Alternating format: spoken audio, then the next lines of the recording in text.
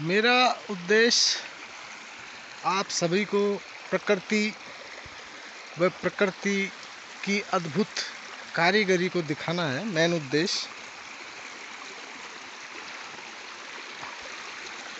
अब आज हम वर्तमान में स्थित हैं गंगापुर डिस्ट्रिक्ट के, राजस्थान के गंगापुर डिस्ट्रिक्ट के नांदोती तहसील के गांव घदाना में।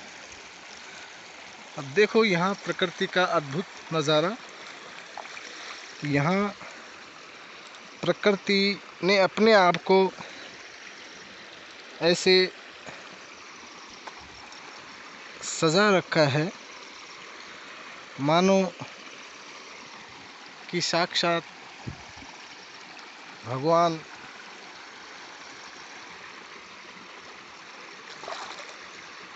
नृत्य कर रहे हैं, साक्षात प्रकृति नृत्य कर रही है। देखो हम गिरे होते क्योंकि ये चट्टानों से बहता हुआ ये झरना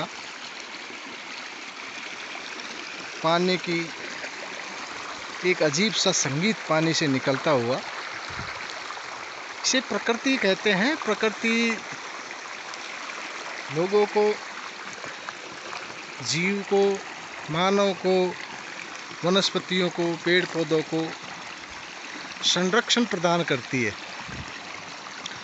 अब ये चारों तरफ अरावली पहाड़ की श्रृंखला से ये क्षेत्र घिरा हुआ, और इस साल बरसात ठीक होने से प्रकृति ने अपना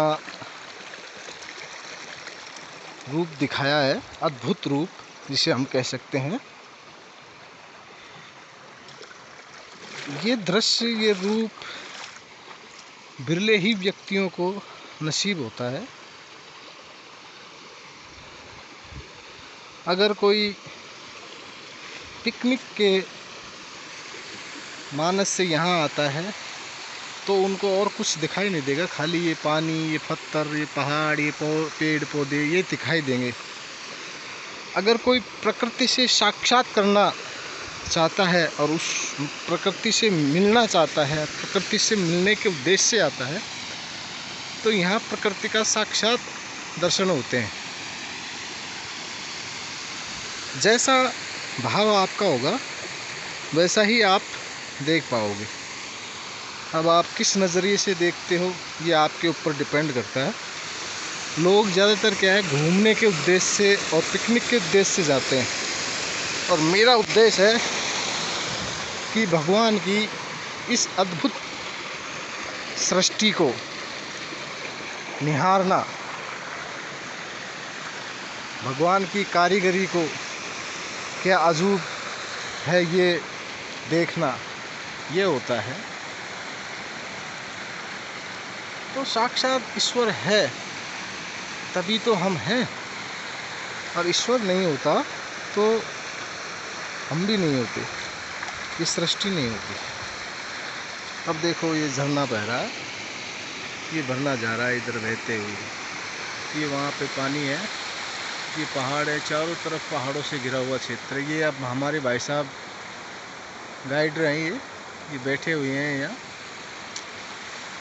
और काफ़ी जंगल है, खुला हुआ जंगल है। प्रकृति ने सब कुछ दे रखा है, बहुत सी वनस्पतियां हैं, बहुत से जड़ी बूटियां हैं जो आम लोगों को नसीब नहीं होती है। शहरी लोगों को तो ऐसा वातावरण, ऐसा सीन देखने को बहुत ही कम मिलता है।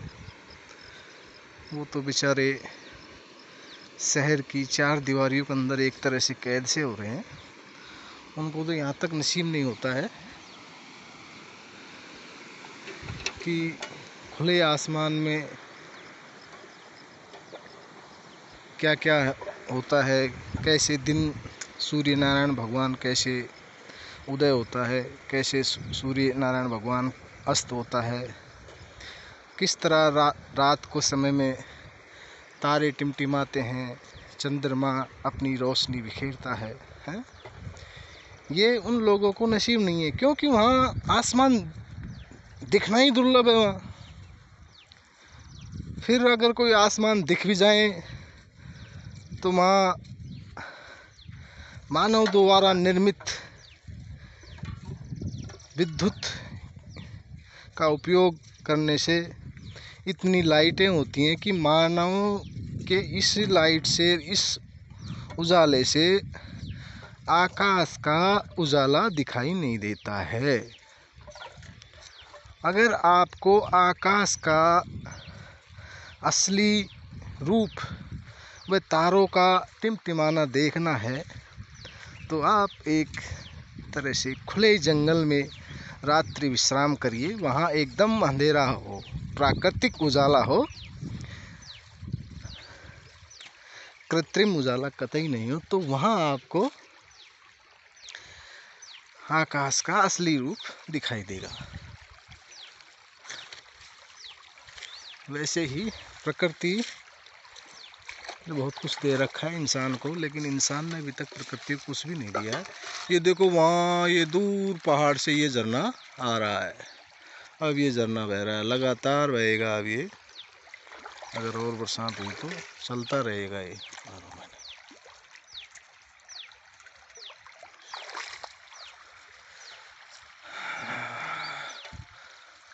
अब वैसे दिखाने को तो बहुत कुछ है यहाँ, लेकिन आप चाहोगे तो मैं दिखा भी सकता हूँ। ऊपर पहाड़ में जानवर भी हैं यहाँ। अभी के लिए बस इतना ही।